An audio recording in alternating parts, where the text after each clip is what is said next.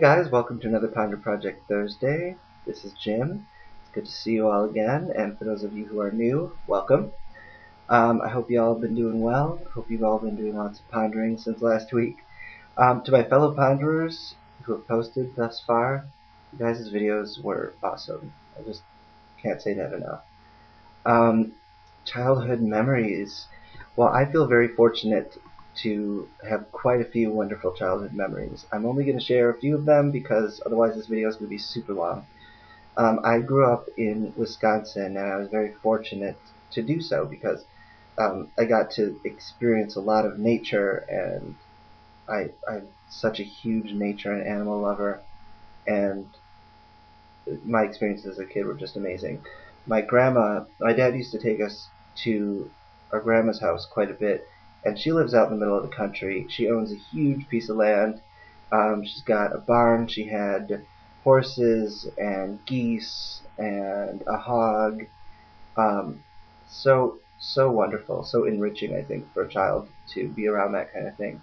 We used to go on all sorts of hikes, and we would catch tadpoles and salamanders, and so exciting and fun.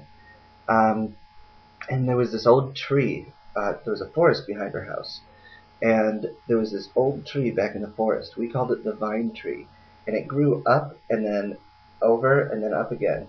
And my dad tells me that the reason it did that is because Native Americans used to mark certain trails and things by tying a sapling down to the ground, so it would grow in that sort of L kind of shape.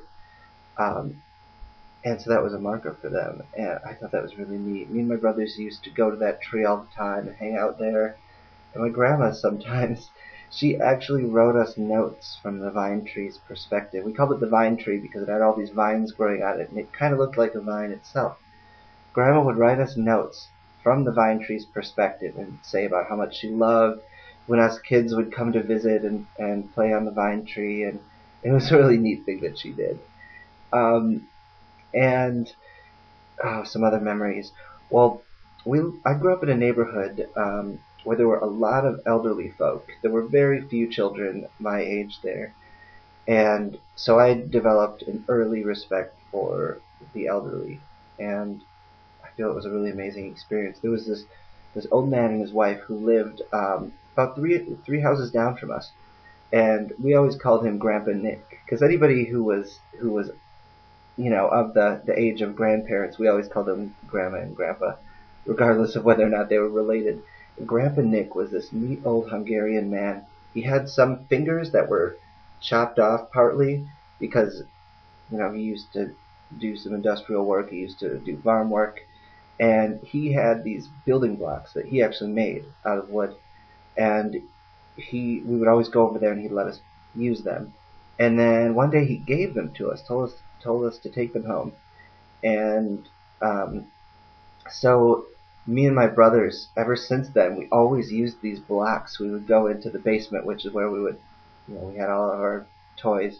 We didn't have a lot of toys. We just had building blocks and a few assorted like little figurines, I guess. Nothing fancy, but we had big imaginations. And we built towns out of these blocks, and we'd make up little stories about the people living there.